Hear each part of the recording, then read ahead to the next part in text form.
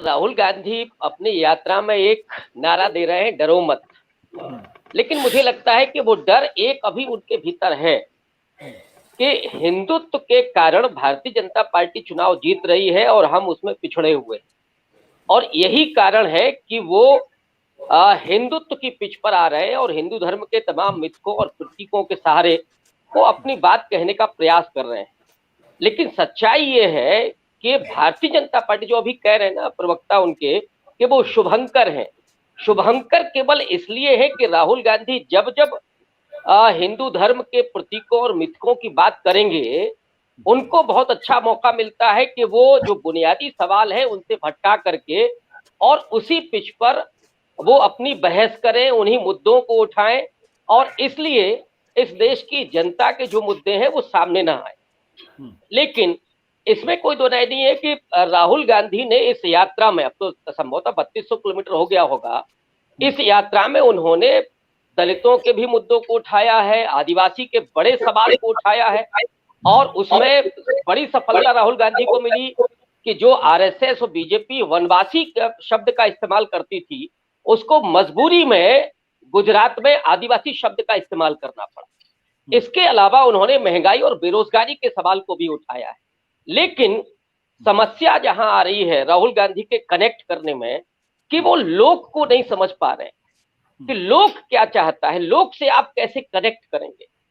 महाभारत के कथानक को और उसकी कुछ बातों को सुना करके मुझे नहीं लगता है कि लोक में बहुत प्रासंगिक हुआ जा सकता है, जबकि इस यात्रा में उनसे हजारों लाखों लोग मिल रहे हैं।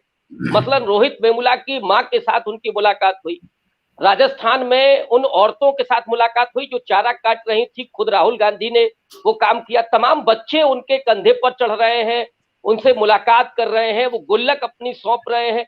विकलांगों के साथ उन्होंने यात्रा की।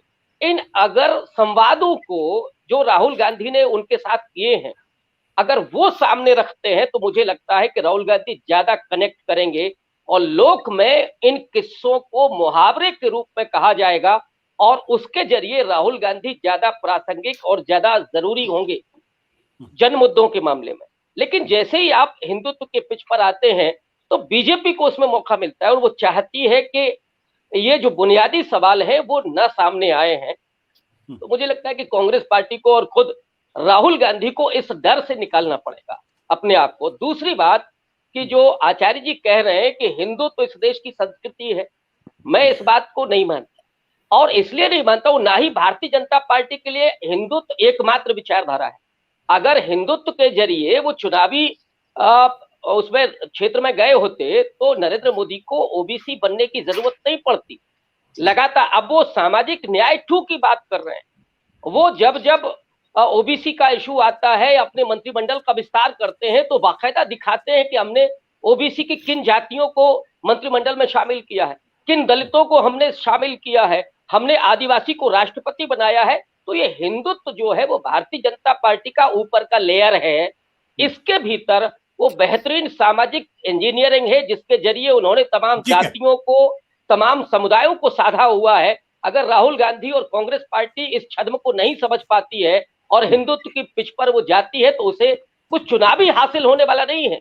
और बीजेपी आरएसएस तो चाहती है कि राहुल गांधी तपस्वी बन जाए। चंपत राय का जो बयान है उसको आप देखिए और उनको बड़ा मजा आएगा।